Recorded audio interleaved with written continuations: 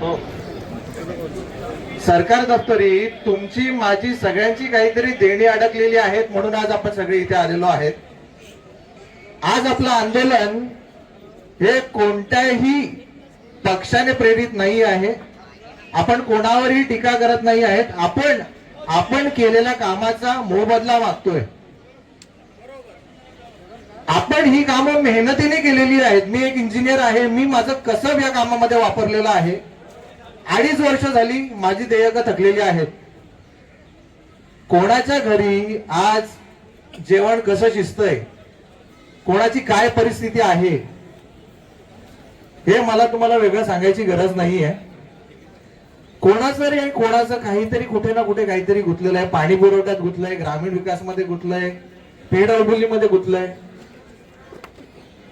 तुम्हाला शाश्वती आहे का? याच्या पुढे जर तुम्हाला बोलवून कोणी काम दिलं की यार ये रे बाळा तुला एक काम देतो, आज तुमची हिंमत आहे का काम घ्यायची?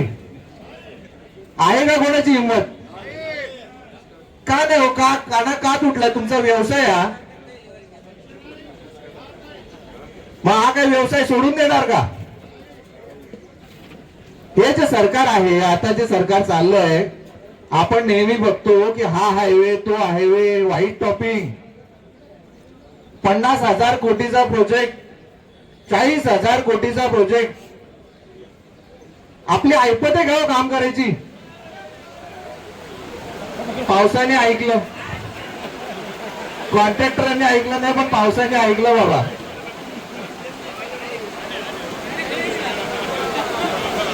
धावपळ करू नका सगळ्यांनी खुर्चीवर, असं नसतं वा.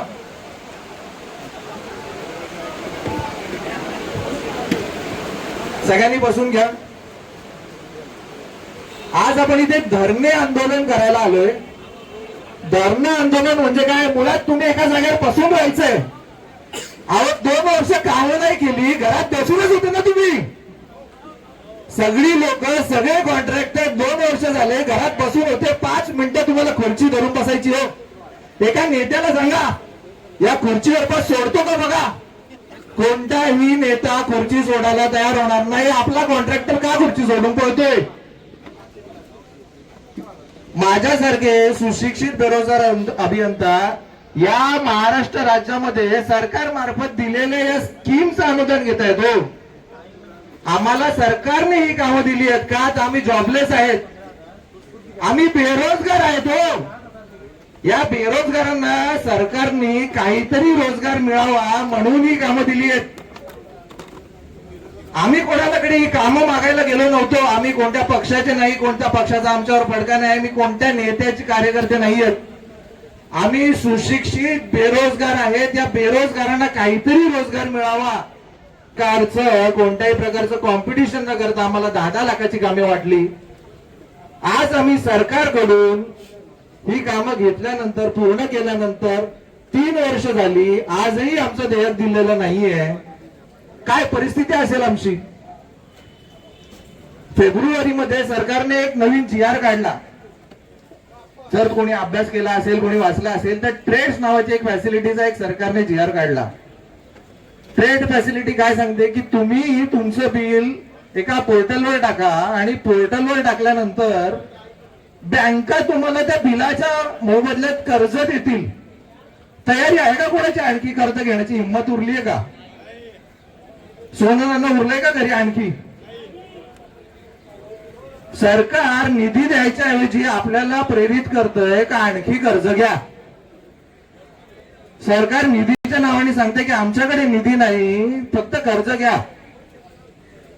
कर्जाचा डोंगर एवढा मोठा झालाय. आज एक भले चांगले मोठे नेते दादा येऊन गेले इथे, आपल्याला त्यांनी सांगितलं की अरे तुम्ही व्याजासहित पैसे का मागत नाहीयेत? अहो आज मुद्दल देत नाहीयेत. सरकार आपल्याला मुद्दल देत नाही. काय तोंडाने व्याज मागतोय आपण त्यांच्याकडे? सरकार आपल्याला सजेस्ट करते का तुम्ही आणखी कर्ज घ्या. 10 लाखाच्या कामाला महाराष्ट्र शासनाच्या आदिवासी विभागाच्या महाराष्ट्र शासनाच्या एका GR मध्ये 10 लाखाच्या कामाला 16,000 रुपये दिले जातात. सरकार थट्टा करते तुमची. 10 लाखाच्या कामाला 16,000. अहो 9 ते 10% कटिंग होते हो, ऍट सोर्स कटिंग होते तुमची.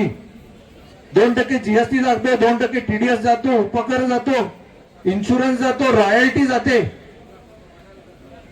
या सगळ्या गोष्टी ऍट सोर्स कट होताना 10 लाखाच्या कामाला जर 16,000 रुपये सरकारने दिले तर तुमचं बिल कसं बनणार आहे हो? पूर्ण निधी वितरणचा जीआर चाळून बघा. अहो सरकार मजा घ्यायला लागले आपली. इमानदारी ज्या ज्या व्यक्तीने कामं केलंय त्याने तो जीआर एकदा पडताळून बघितला पाहिजे. जर सरकारला एवढी सुद्धा गोष्ट कळत नाही, मला वाटतं की महाराष्ट्र खूप प्रगत आहे, महाराष्ट्र राज्य खूप, आणि जर या IAS अधिकाऱ्यांना हे कळतंय, यांना कळतंय की 16,000 रुपये दिले 10 लाखाच्या कामाला तर बिल काढता येणार नाही, थट्टा करताय, जाणून बुजून तुमची मजा घेतली जाते. 1 कोटीच्या कामाला लाख रुपये देतात, 1 कोटीच्या कामाला लाख रुपये दिला जातो. 1% निधी, 1 कोटीच्या कामाला 1% निधी, बिल बनणार आहे का हो तुमचं? कुठून बनणार 18% जीएसटी तुम्ही? या सगळ्या गोष्टी जर आपल्याला परतावून लावायच्या असतील, आपल्याला जर न्याय हवा असेल, तर मला वाटतं जेवणाच्या मंडपात नाही बसलं पाहिजे. मला वाटतं सगळ्यांनी थोडासा सिरियसनेस बांधून, आपले अध्यक्ष आहेत, अध्यक्ष साहेब इथे बसले, त्यांनी खूप आपल्याला सगळ्या गोष्टी सांगितलेल्या आहेत, त्यांचा खूप चांगला एक्सपिरियन्स आहे. माझे सगळे बंधू आहेत सुशिक्षित बेरोजगार, आपल्या सिनियर व्यक्तींनी आपल्याला खूप काही गायडन्स केलेला आहे. आज आपण पूर्ण महाराष्ट्रातून, काही लोक रात्री रेल्वेने निघाली, कोण गाडीने निघालं, रात्री येऊन सगळे पोहोचले तिथे. ही सगळी व्यवस्था केली आहे सगळ्यांसाठी. सगळे जे पदाधिकारी काम करतायत तळमळीने काम करतायत. मी मनापासून सांगतो तुम्हाला, सगळे पदाधिकारी त्यांचा जीव तोडून काम करत आहेत. सगळ्या डिपार्टमेंटच्या, सगळ्या आपल्या ठेकेदार बंधू भावांना न्याय मिळाला पाहिजे या एका गोष्टीसाठी. मी तुम्हाला सगळ्यांना आवाहन करेन, सगळ्यांनी थोडं डिसिप्लिन ठेवा. सगळ्यांनी सरकारकडे आपली एक मागणी आपण जी ठेवलेली आहे, सरकारकडे आपण जाऊन बोलणं करणार आहेत की आपल्याला या छोट्या छोट्या मागण्या आहेत, जसं ट्रायबल एरियामध्ये आपले जे 10% कट केलेले आहेत, आता जीआर आला, नवीन जीआर आला की आता जे आपल्याला 10%ची तरतूद होती ती आता रद्द करण्यात आलेली आहे. आपण त्याच्यासाठी आपल्या फेडरेशन मार्फत खूप प्रयत्न करणार आहोत. जे कॉन्ट्रॅक्टर इथे आलेले आहेत, जे ट्रायबल विभागामध्ये काम करतात, त्यांना माहिती की किती कष्ट आहेत. आमच्या एरियामध्ये एक पाचू बंदर म्हणून एक जागा आहे, पाचू बंदर वसईच्या इथे. मटेरियल त्या बंदरवर जर शाळेचं काम करायचं तर बोटीने घेऊन जावं लागतं. ही गोष्ट सरकार दप्तरी त्या IAS अधिकाऱ्याला माहित आहे का हो? आणि विकास कसला आलाय? विकास आपल्याशिवाय विकास होऊ शकतो का? होऊ शकतो का आपल्याशिवाय विकास? आपण आहोत या देशाचे खरे विकासक, आपण आहोत या देशाचे, या महाराष्ट्र राज्याचे खरे इन्फ्रामॅन. आपल्याशिवाय तुमच्या घरापासून PHC कडे जाणारा रस्ता कोणती मेगा इंजिनिअरिंग करू शकत नाही. तुमच्या ग्रामपंचायत मधला स्मशानभूमीकडे जाणारा रस्ता मेगा इंजिनिअरिंग करायला येणार